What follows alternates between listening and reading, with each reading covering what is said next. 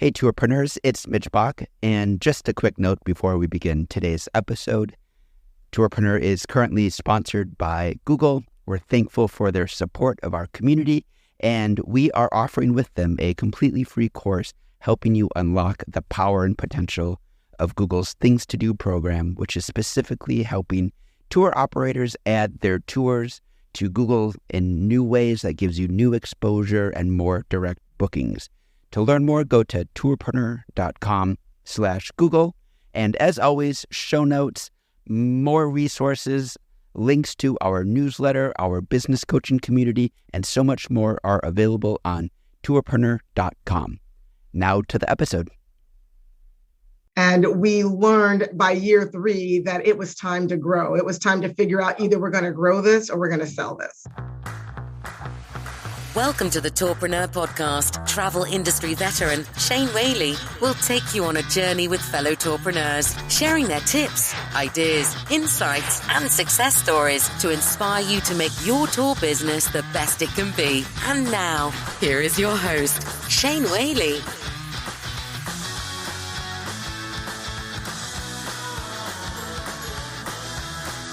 Hello and welcome to episode 169 of Tourpreneur. This is the podcast where we flatten the learning curve for tour operators and travel professionals around the world by sharing the stories of other tourpreneurs. How did they start their business? How did they build their business? How did they grow their businesses? What challenges did they face? All of that here on Tourpreneur. And today we hear from Renee Ventris. She is the tourpreneur at Cork and Keg Tours. They are a full concierge service, boutique winery and brewery tour company. They've been operational now for 5 years in Northern Virginia. Renee is a military veteran. She actually started life as a Navy cryptologist. So she walks through how she went from serving her country to serving guests with exclusive wines and luxury brews in Northern Virginia. We talk a fair bit about how she went about building those local partnerships, because obviously every wine and brewery tour needs to have a really good rapport, good working relationships with all the wineries on their tour. So we spent a little bit of time digging into that. She's got some nuggets of wisdom she's going to share with us, as well as some of her learning points of how she designed and grew her business from scratch. That's today's show here at Tourpreneur. Welcome to Tourpreneur, Renee Ventris of corkandkegtours.com. How are you?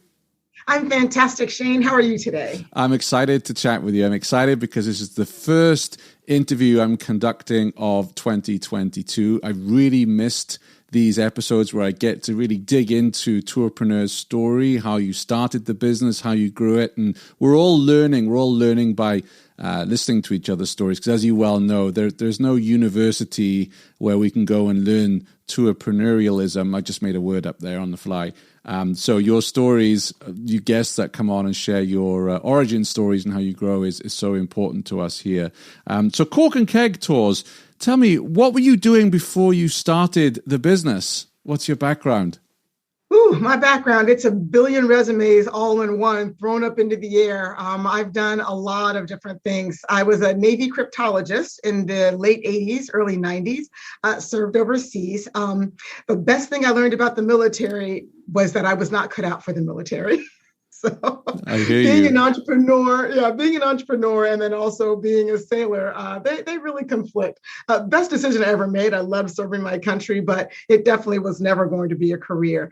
After that, I had my son. He is 23 years old now, and also just started doing jobs that just, whatever came along. I didn't know what I wanted to be when I grew up. So I just kind of took different jobs here and there. And there's a common theme of sales, marketing, and business development, no matter where I went.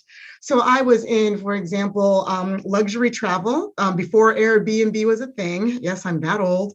I sold, luxury memberships into this, travel trading group. Mm-hmm. I've also sold magazine subscriptions and daily deals. I was also with vehicle history reporting and as an account manager. The biggest gig that I had before I started my business was as the director of a mobile pet spa and pet sitting company.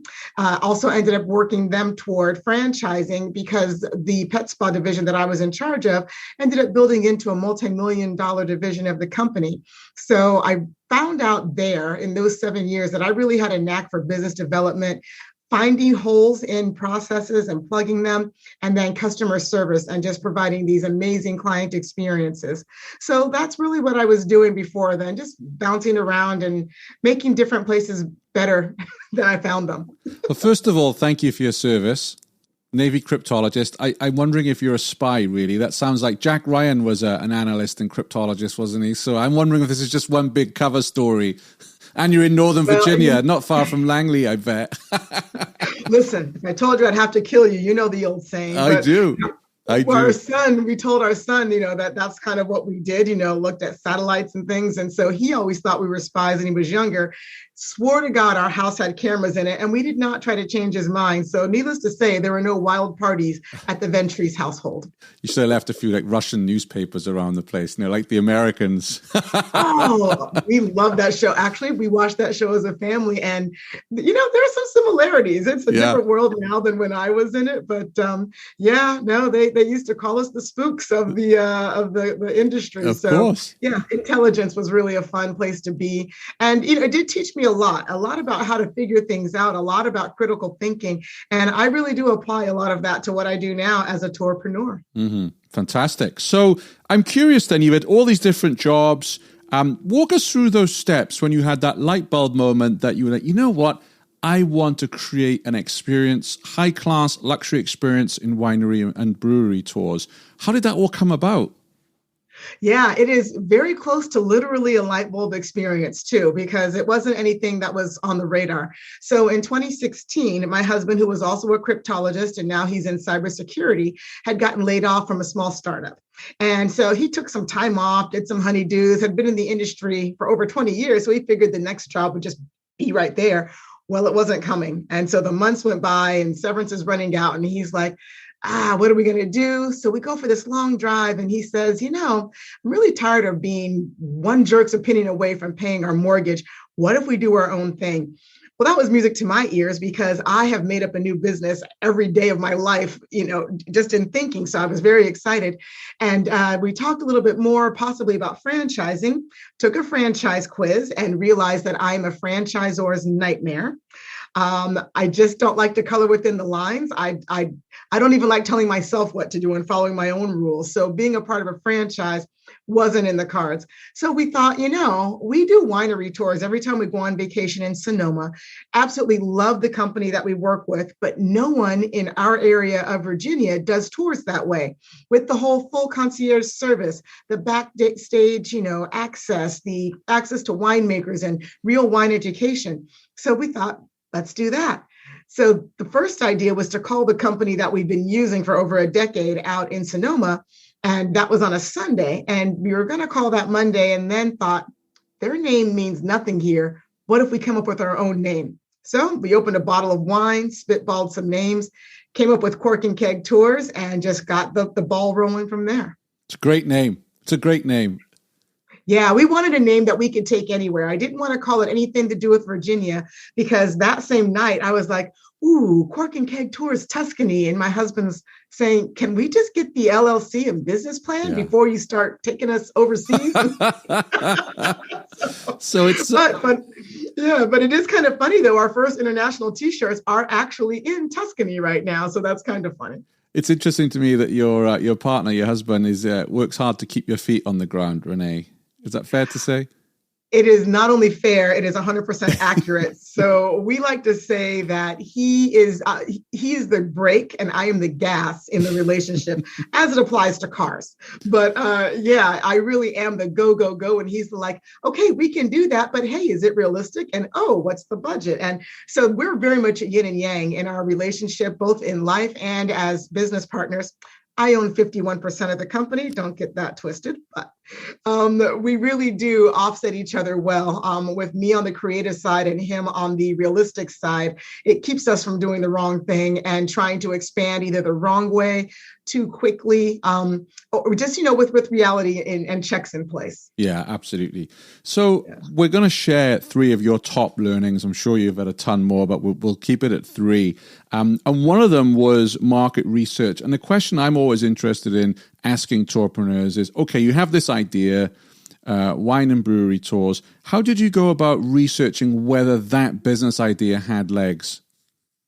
Yeah, great question. And that's something that so many people in our hospitality and tourism industry here don't do, and they end up going out of business. So when we had the idea in November 2016, low season here because it's very cold in Virginia, we went with a little book, well, big book now, and went to every winery and every brewery when it was not quite as busy. And we introduced ourselves to the wineries, to the breweries, the brewers, everyone, and said, hey, this is what we're planning on doing. What is it that you absolutely hate about tour groups coming to your winery or brewery? So their demeanor changed when we asked that question, because when you say you're going to do a tour company with groups, there's this pushback like, oh my God, a bunch of drunks rolling up in a van to my beautiful winery. I do not want any part of this. But when we asked them what they hated, they pulled up a chair, pulled out the wine and said, these are the things that make it hard for us to really enjoy having the groups here. So our market research was really a bit of the reverse. We went first to the venues and found out what their operations were, made our operations based on what it was that they needed. There was a common theme of the guests not being, not necessarily supervised, but just kind of being left to roam without any real, itinerary. So we made sure that now we have a start time and a finish time every place we go. We know the rules and their regulations, whether it's COVID related or not. We make sure that our guests do that. And then we pair the type of experience they offer with the type of experience the guests want. That's another thing that a lot of the other companies don't do, is really making sure that if you've got a very high-end quiet winery with a violin player in the corner, you're not bringing a rowdy bachelorette party there. You're taking them to the brewery, that's got a live country band and lots of space. Yeah. So that was the first thing that we did for our market research, to see if anyone else was doing it. Took a few tours and they were fine, but they didn't exceed our expectations. So what that's were what you our looking goal for? was. So interrupt, but what were you looking for when you went on those tours? What weren't they fulfilling as far as you were concerned? Yeah, so what we were looking for was someone to make the reservations for us, to figure out what kind of places that we wanted to go, and to, just to kind of keep the experience going, to make sure that we were, on time with wherever we were going next, and just giving us a full day, like an all-inclusive experience. What we found was we had to make our own reservations. We had to the driver would just open the door and say, okay, see you when you get back. So we had no real sense of timing on making sure that we got to our next reservations on time. One place we went to and chose didn't know that we couldn't even do reservations. I mean, it was just, we had to do way too much planning. So we were looking for someone to plan for us. That did not happen.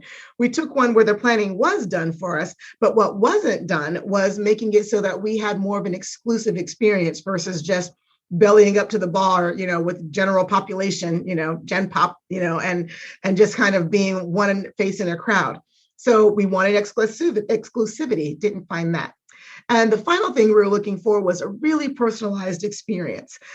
We didn't know what that meant until, again, we went to California and were able to play our own music on one of our tours. And so we were like, oh, how cool is that? Playing all your own favorite music, things along those lines. So exclusivity, personalization, and concierge services were the three biggies that we were looking for, and couldn't find all three of those in one place. So we made that happen. Excellent. No, I love that. I love that you went and did that, detailed market research of what's currently out there and what the gap is, what's out there today and what you feel you can do better, because I think that's so important. And then in terms of the demand, how did you know there'd be a demand for the tours? Oh, yeah. Well, so our biggest demographic is our own. I'm 51, and people our age are empty nesters. Our kids have gone off to college or are in high school and able to, not need babysitters anymore. And we're looking for things to do with friends. And our wine region out here is simply beautiful and growing so much. So we knew that the number of wineries was increasing. And we knew in talking to our friends and what we wanted to do for entertainment It was out there. So in polling people and talking to all the different people at the schools and, in our social circles and finding out that all of them were like, yeah, we wanted to rent a limo and go to wineries, but we didn't know which ones to go to. And it just seemed like too much work. So we just took a cab to one winery, drank there all day and came home. So we realized at that point there really was a need. Some of the other companies that we had talked to were actually like, oh, join our company. And knowing what I know about myself working for somebody else, I knew that wasn't going to work out for either of us. And it kept on growing. Like we kept our ear to the ground and found out that more wineries were planned, more breweries were planned.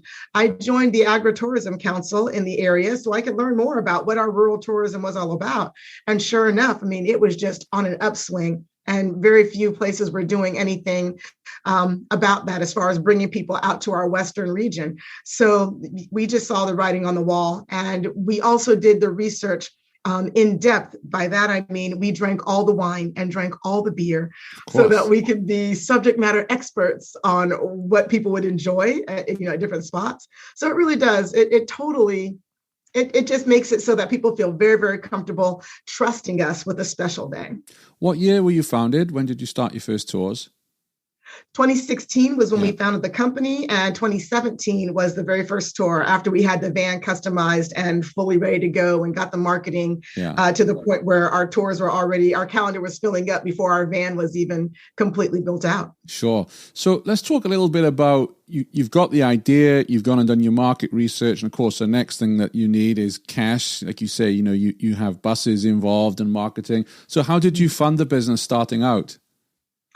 Yeah, we got a VA loan and we worked with the Small Business Association in our area to find out exactly what we need to do it. Had to jump through a lot of hoops. It's kind of funny. They tell you that, you can get a loan if you have this much money. And I said, well, if I had that much money, I wouldn't need a loan. Yeah. So that was kind of difficult, but being military veterans was very helpful. Also having, good credit scores and had some money in savings. So we went about it in that way, kept everything very low. Really, the only overhead was the van because we decided that I was going to do everything else.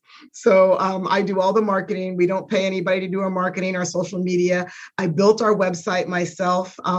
We did everything we could to really keep all of those costs down and just focus on, all right, here's how much it's going to take to get a van. Here's how many years, if we do this many tours, it will take for us to, break even. And here's when we can start to profit. Is this worth going into?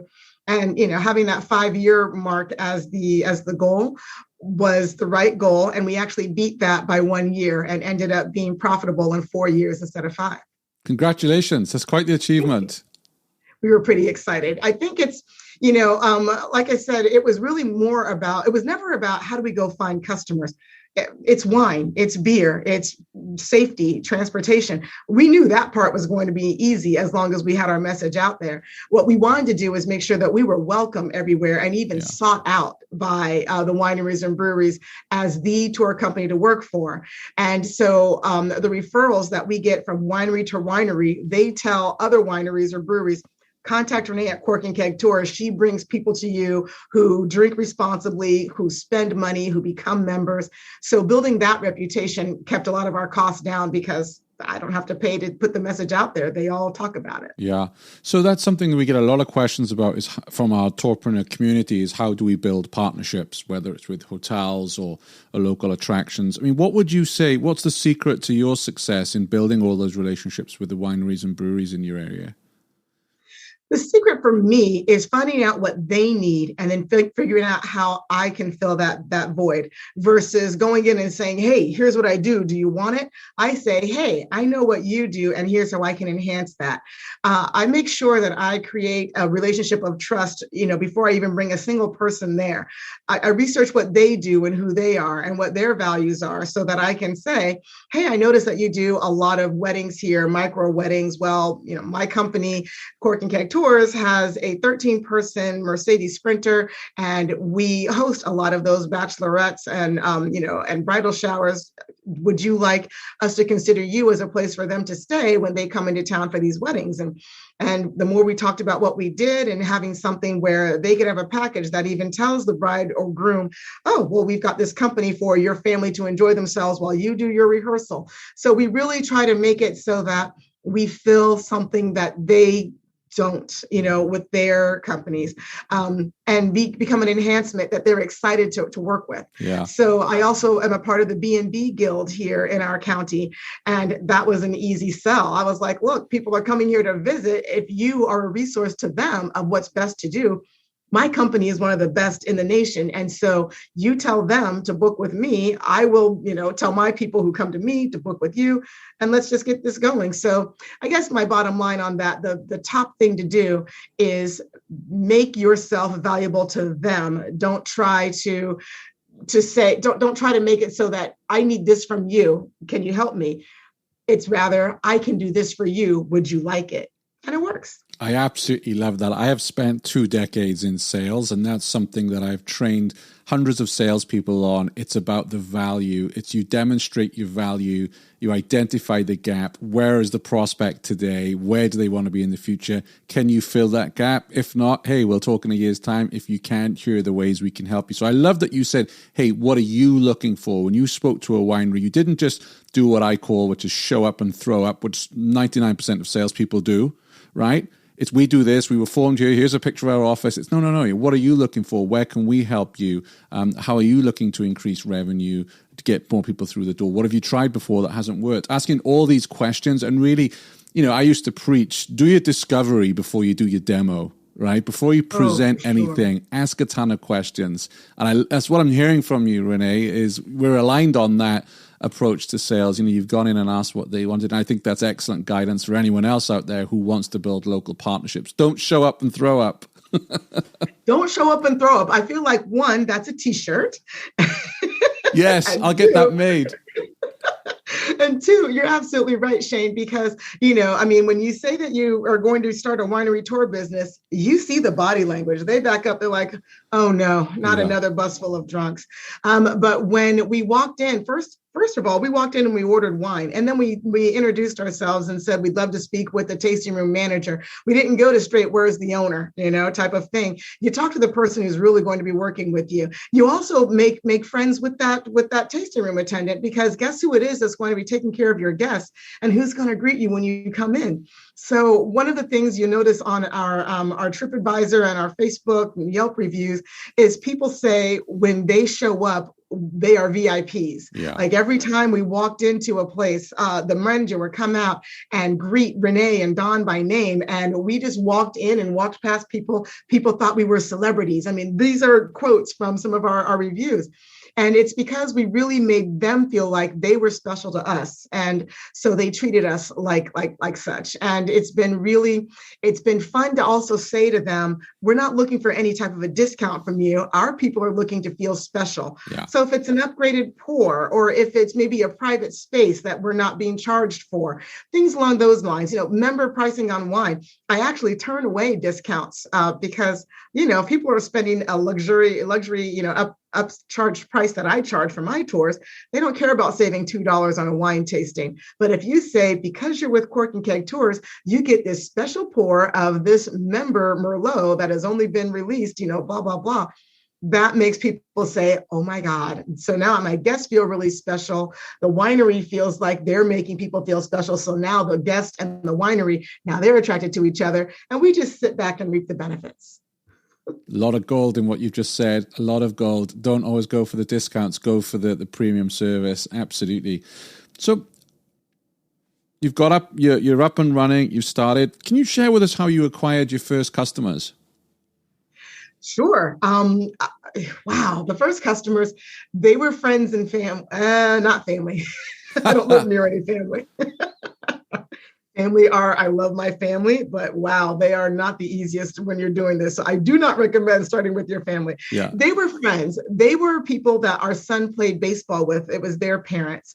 It's people in our neighborhood. Now, one of the things that will also, I'll backtrack just a little bit. One of the things that I've also done was become a really big advocate for my community. So I'm pretty well known in the community. I was an MC for a concert series for 13 years, did sponsorships, did fundraising, all of these things. So I already had this reputation as somebody who helps others.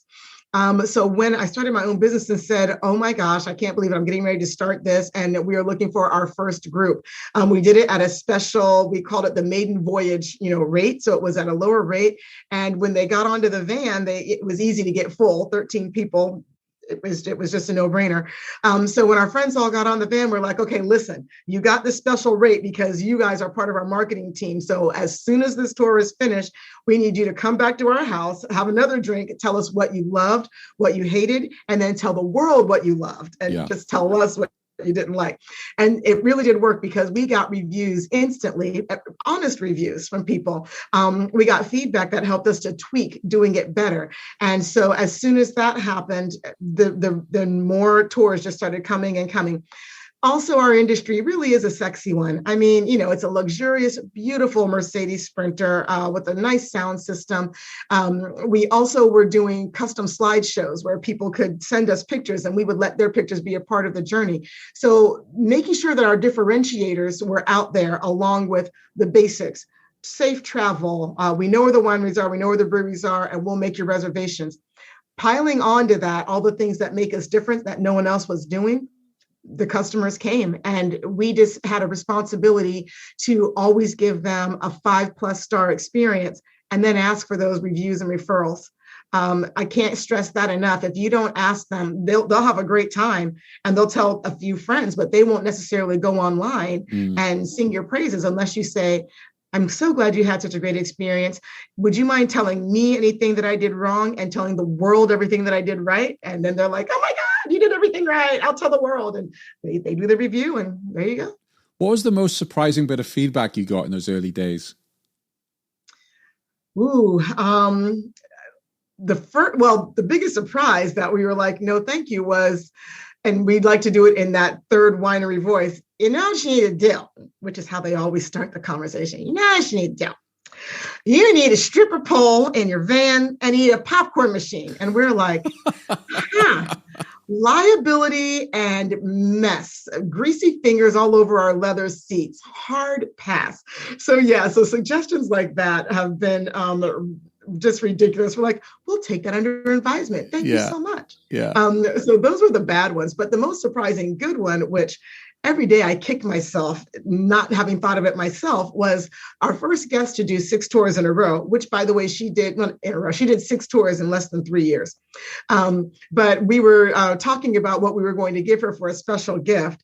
And I was like, I don't know what it is yet, but it's going to be great. And she's like, well, I hope it's a wine charm, because that would be awesome, having cork and keg tours every time I open a glass of wine or a bottle of wine. And I was like, wine charms, she's a genius. And so we actually, our very first wine charms, they're better now, but our very first wine charms were actually a suggestion from a customer, and we took it. And so that was one of the best things we ever found out, was some different ways to make our swag sticky, and doing things that people would use, over and over.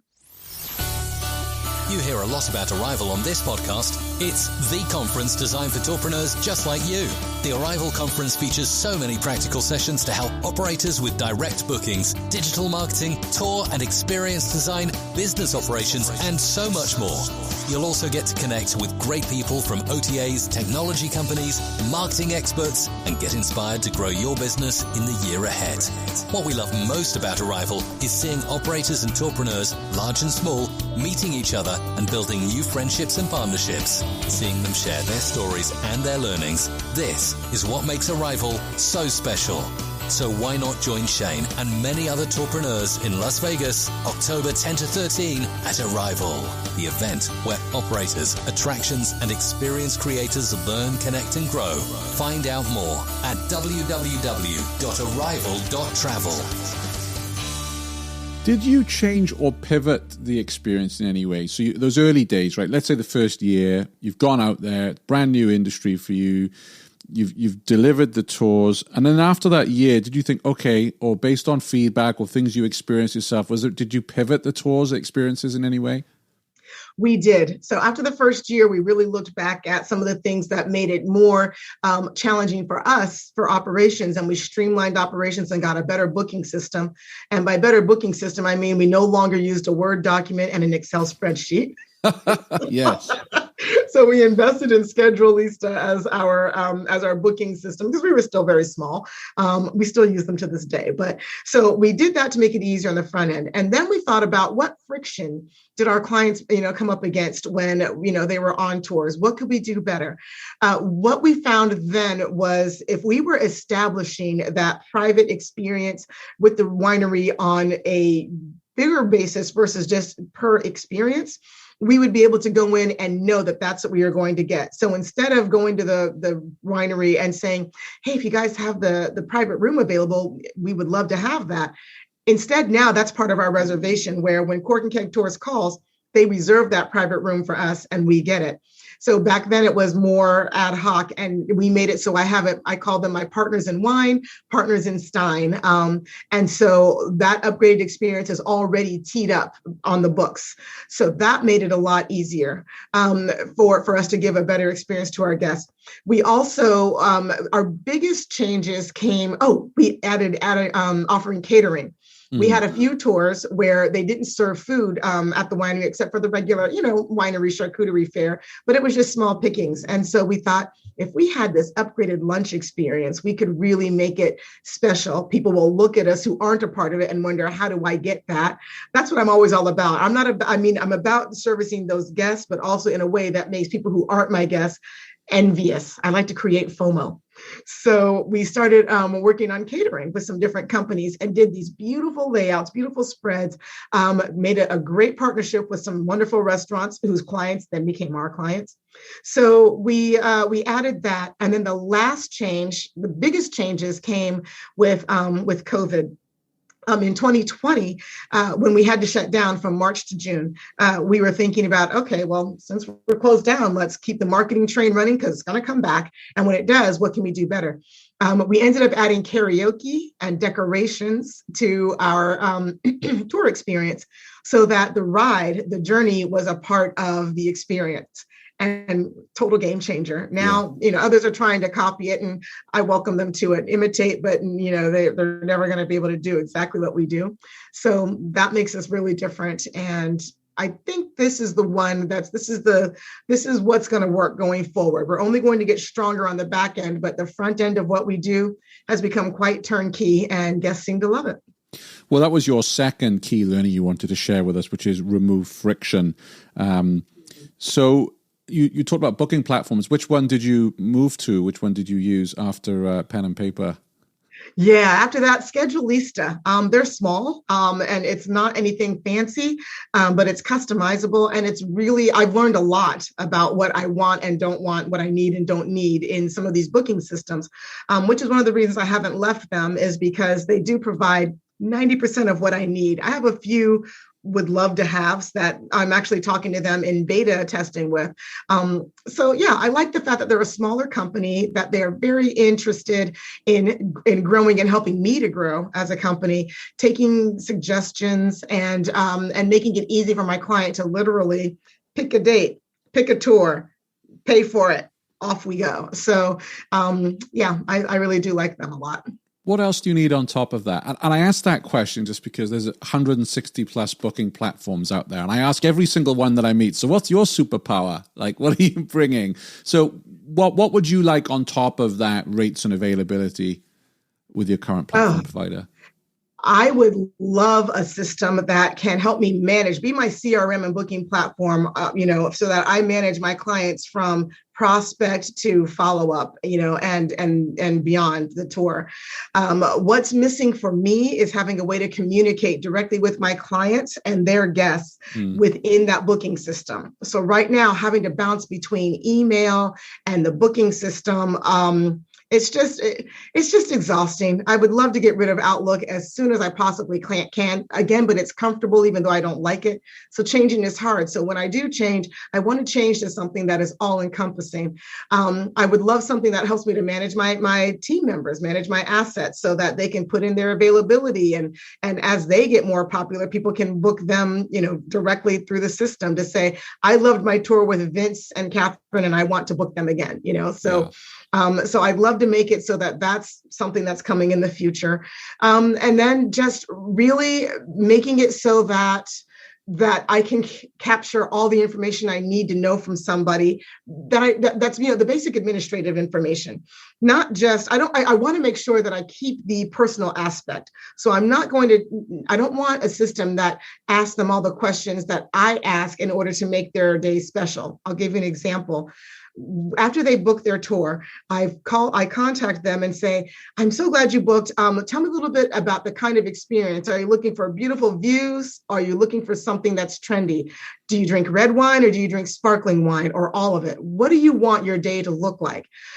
So those things I'll always ask in person because that connection is why when they show up, they are so excited to meet me or my team members. But I do want something that collects all of the administrative things so that I can just talk to them about the fun stuff. So Schedulista is close, but I really need something to connect with my the guests as well through email and reviews, something that can connect directly to, if you had a great time, click here for Google, click here for Yelp, and so a little more seamless and all that. Well, I would ask our listeners when we post this on our Facebook group or even drop Renee an email, if you have a system that ticks all those boxes and, let us know because that's how we learn. We learn from each other. There's so much great tech out there, but it's a headache. Like I say, there's 160 plus platforms out there that all offer great things, but to find the one that ticks as many boxes as we need, it's a real headache, isn't it, Renee? It is so hard because, I spent a lot of time, with two different reps putting together the system, in a testing phase. And when we got to the end, hours later, it still didn't have enough to make me want to change. And I felt bad for the sales rep because, it took a lot of their time too. But listen, you've got to do everything that I need for me to make that big leap and change over. So I was hoping to get that done this month even, and I'm still looking, but yeah, it's really important for me not to add to my administrative load either. Yeah. When this business, if I sell this business down the line, I need to turn over something that is very easy for, whoever takes it to run on the admin side. And then also for the customer to say, it was so easy to book. It was fantastic. So it's going to take a really special system to change, make us change. But also, I don't want to do anything custom. I've also had some horror stories about having a system built and then having it hung over your head by whoever built it. So, yeah, it's there's a lot of competition out there, but the right company can get my business. And if they don't show up and throw up, if they actually asked you that, what do you wish your booking platform could do today that it doesn't? Then they can, get the answers that then they can say, oh yeah, we do that, or you know what, we don't, but here's a company that does, etc. Right. So, well, the worst are the ones who say, yeah, we do that. And then I go through the whole process and they actually don't. And I have to do this whole workaround to get what I'm asking for. And I said, that's what I'm doing now. That's exactly what I told you I didn't want to do. So now I'm closing the book on you because I can't trust you. So exactly. Yeah, exactly. So any ResTechs booking platforms listening, you've got a bit of gold there from Renee about to run your sales teams. So you've got your first year, right? So you got the feedback and you're building your tours. So after that, it was all easy, or? It wasn't all easy. The hardest part that we found in year 2 was we got so busy that we were working almost every weekend. We were going up to 21 days in a row without a day off because remember, in years 1, 2, and 3, we both still had full-time jobs. Oh, I forgot to mention that. Right after we got the LLC and bought the domain and started the company rolling, my husband got a full-time job, like literally the day after we signed all those papers. So he worked full-time. I still worked full-time. So it became a weekend gig for those first few years. we did what I call outgrowing our stretch pants. And we ended up having so much business, we weren't able to handle it. We were turning away, as of last year, we turned away more than twice as many tours as we were even able to do. Wow. So the easy part was getting the customers. The hard part was committing to working all of those days and then also juggling, working 9 to 5 and then working 6 to 10 on the business. So it's not that it was simple, but it wasn't easy. And we learned by year 3 that it was time to grow. It was time to figure out either we're going to grow this or we're going to sell this. Our friend Chris Torres over at the Tourism Marketing Agency has just launched a series of 5-minute workshops designed to help you make small changes, but make big, positive impacts in your tour business. Chris will cover such topics as email marketing, video creation, sales processes, review building, and much, much more. This free 10-week series will be available on his Digital Tourism Show Facebook group, YouTube channel, and all good podcasts. Just search the Digital Tourism Show for details. So I was being mischievous there because I know it's never easy. But sometimes as tourpreneurs, we make it sound easy, and it really isn't. Yeah. So talk to me about that. So you got those growing pains, you're in year 3. What decisions did you make then? So in year 3, year 3 was 2020. So it's 2017, 2018, 2019. So at the end of 2019, I left my full-time job. Didn't leave my full-time job necessarily to go full-time with Cork and Keg Tours, but because things were going so well. And, I was telling some friends that I was going to look for a job. Everybody, including my family, was like, why wouldn't you just do Cork and Keg Tours full-time? It's going awesome. And I didn't know that I could, I didn't know if I was going to be able to replace my full-time income with my little side gig startup company. So I was like, well, I'll give it a try. And then that November, we had our biggest month ever. And we realized that the demand was out there. We could do it. So February 2020, we thought, let's look into franchising or buying a second vehicle. And we all know the bad thing that happened on March 2020. Yeah. So that really put things at a screeching halt, but it was the universe looking after us because the way that we had thought was the right way to grow wasn't. So when we decided it was time to grow, I started doing weekday tours. I started doing more of a corporate approach so I could get some tours during the week, and then maybe we could take off a weekend. But we were still getting so many requests. I was doing Thursday, Friday, Saturday, Sunday. And then that didn't leave me that much time to do all the planning and all the back end work. I'm still the PR person, still the, social media marketing, still the one taking pictures, managing the website. So we talked to a few different business coaches and thought, okay, maybe we do need to franchise this because I think I'd be a good franchisor, just not a good franchisee. So we thought, let's do that. And then we looked at the expense of it and thought, well, maybe we should hire employees. So I'm talking to this business coach and he's like, well, listen, it's going to be a headache either way. So you can either have a migraine as a franchise or a headache as an employer, but one way or the other, you have to grow, with other people. So we decided to employ, and we found, not by accident, but like by karma, I think our first 3 team members, one was working at a winery and looking for something different. And the other 2 were guests who were looking for their retirement side gigs. So we just kind of worked together, talked to them, found out that their personalities and their skill sets matched what we were looking for.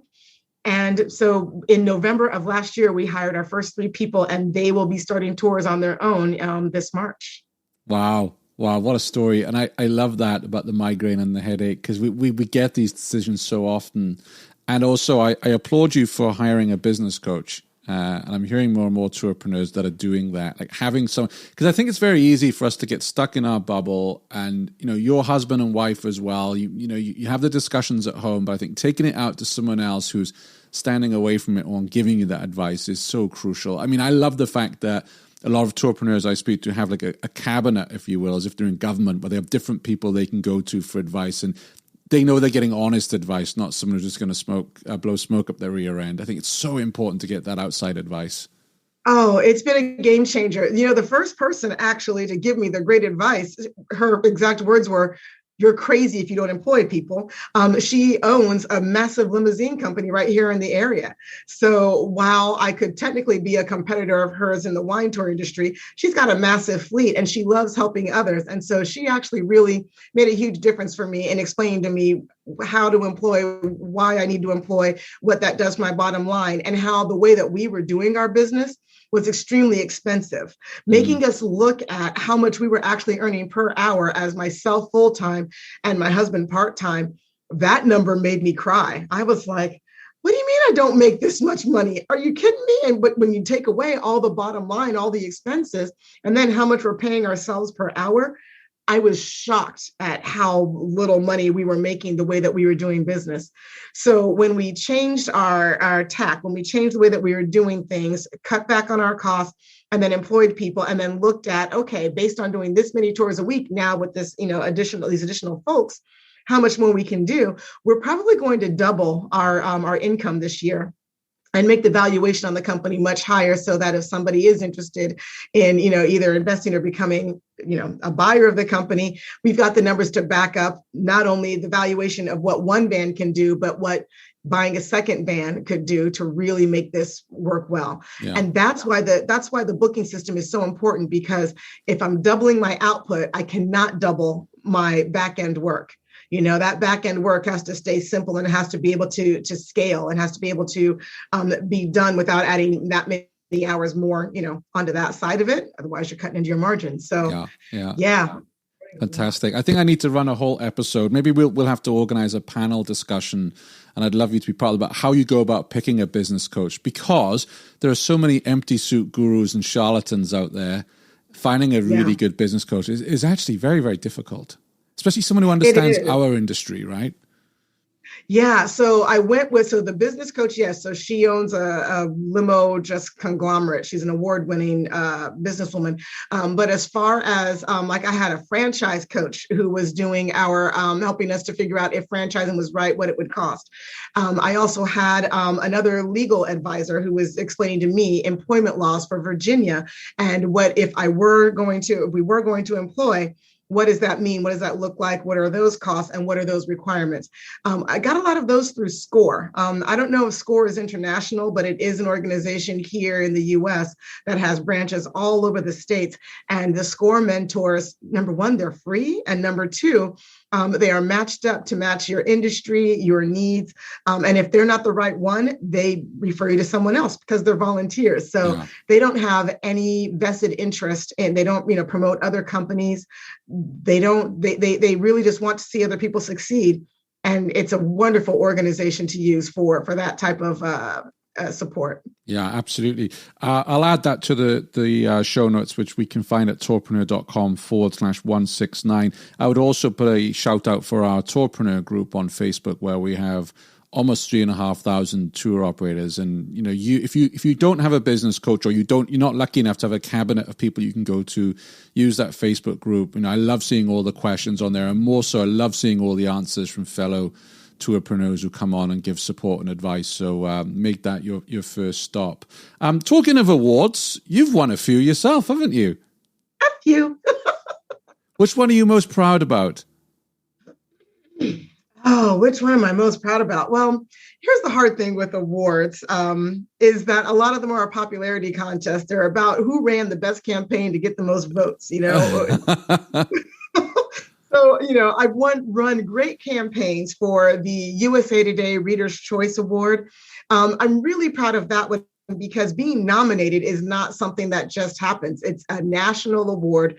And so whoever nominated us for this award really recognized our value and pitched us enough to be in the top 20 in the nation in winery tour companies. Only one of two in Virginia, and the only one in Northern Virginia. So somebody believed in us enough to say, wow, this plucky little one vehicle company deserves a shot at the top. So in 2020, we took number 3 in the nation. Only 2 companies above us were both old California companies, and then number 7 in 2021, which I'm still really proud of, because we were the only company in Virginia ever to be in the top 10 in those 2 years.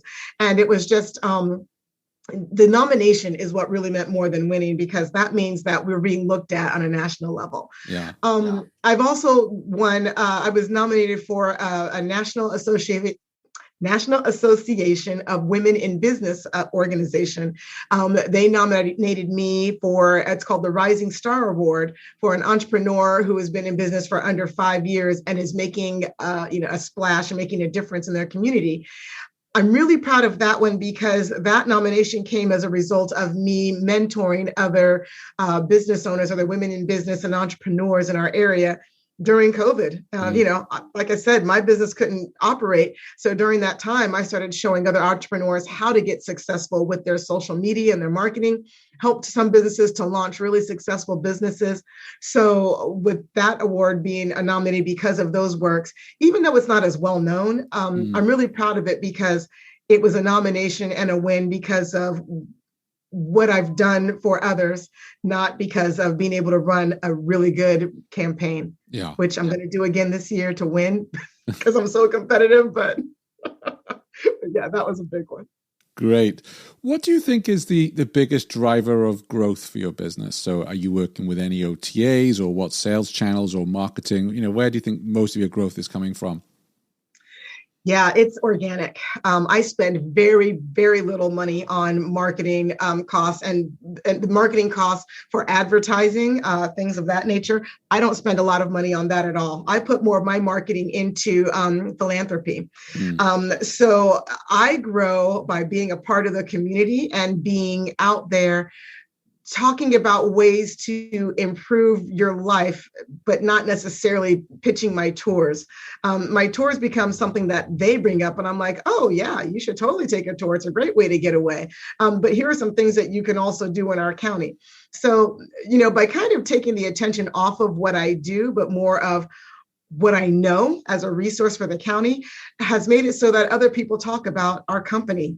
So our growth comes from minions of people and past guests and people who aren't even guests, but who just love our business model, talking about what we do and referring us. I don't use any OTAs. We do all of our booking directly through our website only. And we get most of our leads from Facebook. And then the second part of our leads and then Facebook, Google, I work hard on my SEO. And then the third is through our tourism council in our county. I'm a member there. I'm on their Diversity, Equity, and Inclusion Council.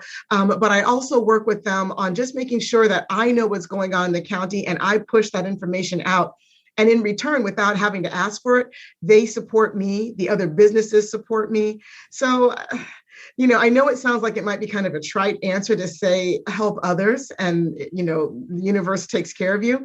But that really is how I grow, how we've grown. We were able to do 70 tours in 8 months last year. And remember, it was mainly a weekend business, a few during the week, but we turned away 164. So that means that the demand is out there, not just for what we do in our industry, but us being the ones that provide that service. So growing our team was the next logical step. And I'm just going to continue making sure that people have the most fantastic experience with us that's different than what they get by just hiring a limo or a tour company that doesn't go above and beyond, and continue being a part of my community so that my constituents, like I'm in an election, my neighbors. I'd vote for you. Vote Renee. That my neighbors and my, other community members and fellow business owners, they think of me first when somebody says, do you know anybody who does wine tours?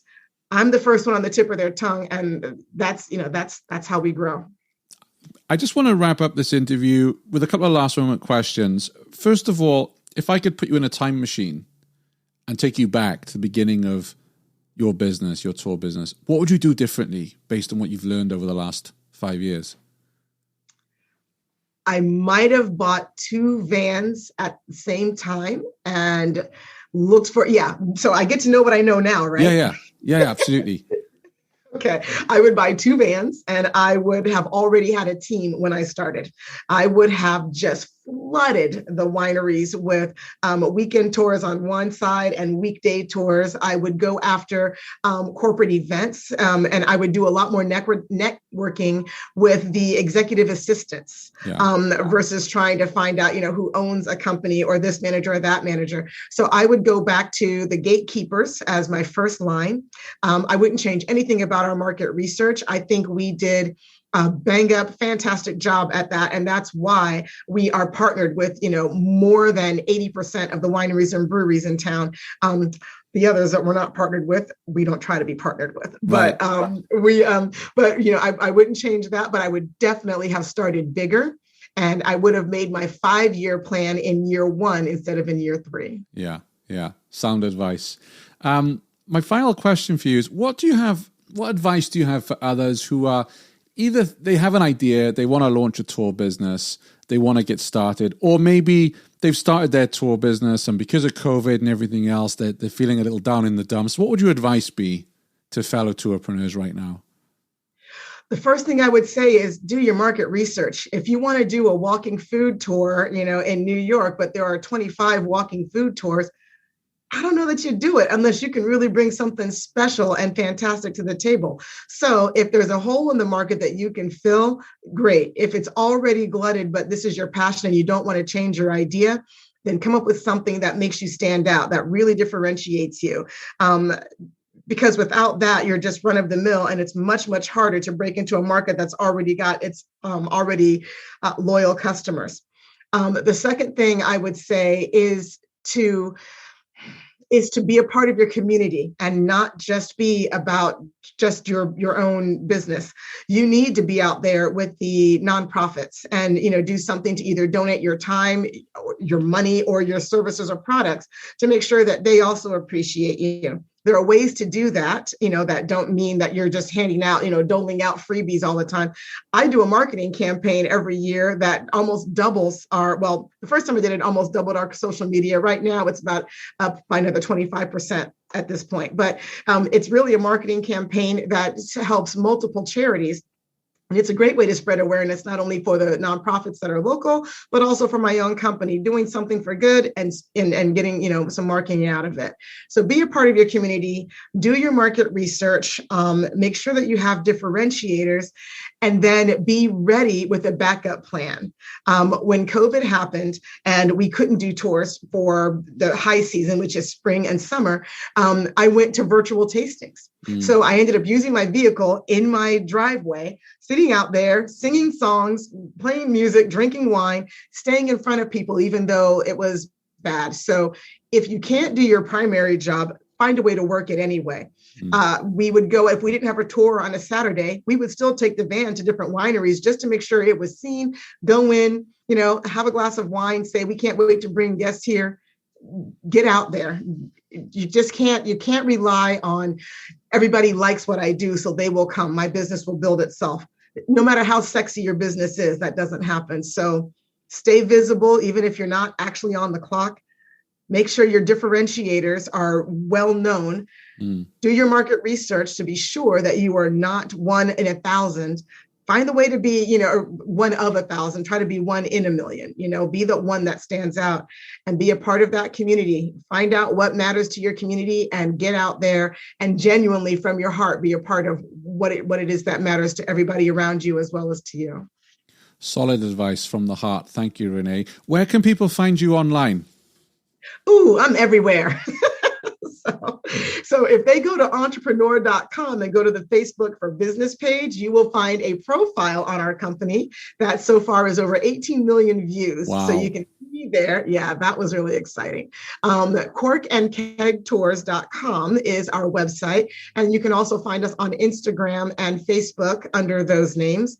And then under my name, Renee Ventris-2016 is where you'll find me on LinkedIn. Ooh, and I have a podcast, Start Whining with Renee Ventris. Love it. Taking people from beginners who aren't sure about anything about wine to somms and winemakers who love my style of pairing wine with life, and giving wine personality and people personalities. So I feel like I should give you your wine personality there, Shane. Yeah. I need it because you know what, right? I know so little about wine. When I go to buy a bottle of wine, I look at prices and I go, okay, I'm not buying that $4.99 bottle, but I'm not buying the 31 either. So I'll get something in between and hope. And it has to be red. Like I love red wine. I'm not keen on white wine. So yeah. Okay. Well. So number one, if I ever get a chance to meet you, I will get you keen on a white wine because I know of plenty of white wines that are red wine drinkers' whites. Wow. But if you were a red, I'm going to give you a Merlot because Merlot is a really great supporting wine that makes wine of different varietals even better. It like brings backbone to it. It brings structure to it, and it adds different qualities and properties to wine that may not be there. That the bottle isn't bad by itself, but when you add a little Merlot to it, it gets another layer of value and quality, and then just kind of expands and explodes. So what you do with Tourpreneur gives these tours, these tourpreneurs and people who are wanting to be tourpreneurs but need to learn, you're the backbone in the middle that brings it together. So you are the Merlot for all of us. So that is your red wine personality. Fantastic. Now I'm really thirsty. I could murder a glass of Merlot. It's only 12:16 in the afternoon. I bet I wait till tonight. Not so. It's grape juice. I mean, you're getting in your vitamins. I think it's totally fine to drink fermented items before 5 p.m. The challenge is I have 2 more interviews this afternoon. I've never conducted an interview after a couple of glasses. So that'd be quite funny. Oh, yeah. You know what? Come back to me afterwards and we'll do a part 2 of the interview after you've had some wine. And you can get that. It's the Patreon. It's the bonus post show behind the paywall. No, wonderful. Thank you for your energy. Thank you for your authenticity. We wish you all the very best. And we'd love to invite you back onto the show. Like I've got a ton more questions here, things we didn't have time to get into. I'd love to invite you back on so we could dig into those topics as well. I would love to do that, Shane. I appreciate what you do for all the tourpreneurs out there. I just have to give your Facebook group a shout out because we wanted to go to Tuscany last year. And I put it out there that I was looking for a tour company that could offer, a certain level of tour for me. And somebody from the site actually reached out and now he's practically my cousin. I mean, he gave us the most exquisite experience in Tuscany. As a matter of fact, we're going back to Italy again using his company, and I found him through you. So you really do connect not only us to each other as tourpreneurs and tourism industry professionals, but as clients for other people who care about doing the best in their business. Your site is a great resource for that. So thank you also for that. Thank you. What's the name of his company in Tuscany?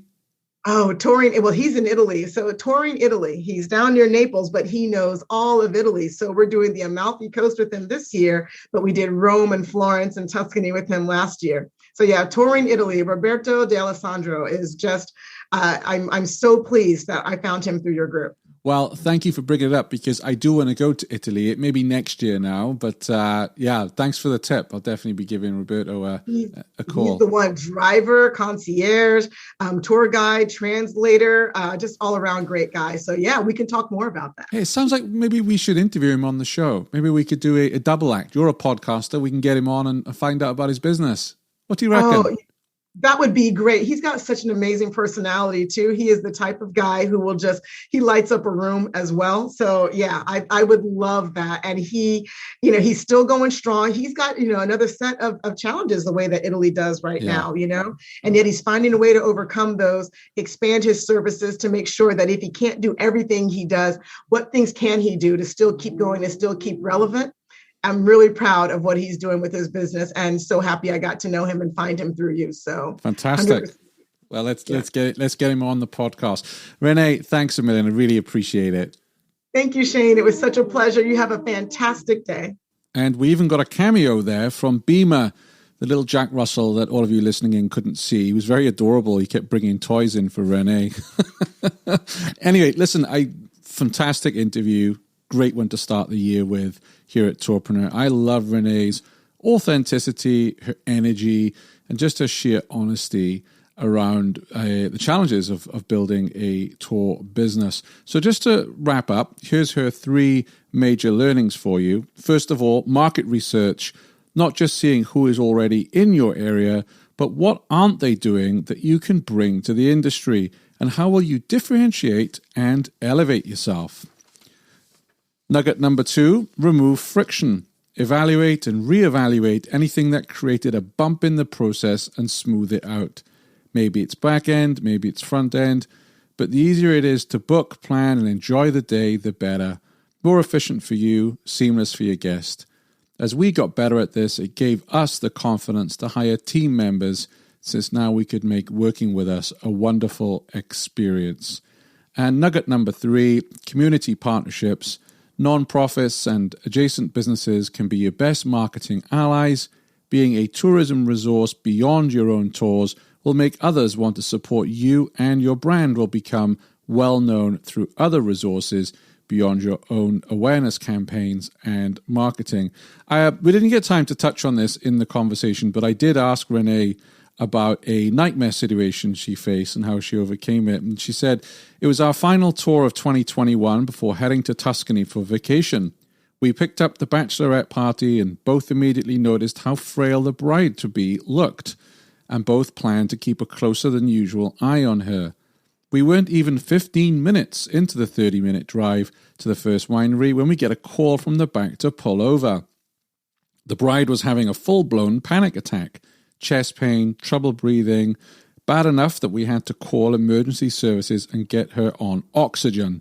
Even her parents came to the country road where we were pulled over with the ambulance. The decision was made to take the bride-to-be back to the B&B to lie down. They were all from out of town and didn't want the bridal party to have their day taken away from them, but they of course didn't want to do the winery tour without her.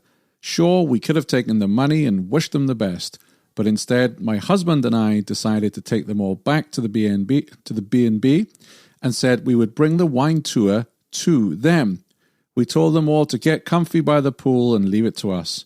We went to 2 nearby wineries, picked up wine and food to create a wine pairing lunch, while my husband and the B&B innkeeper prepared the food. I conducted a poolside wine tasting that the bride participated in. By the end, they all felt incredibly special and well taken care of, and commented that it was better than their original plan.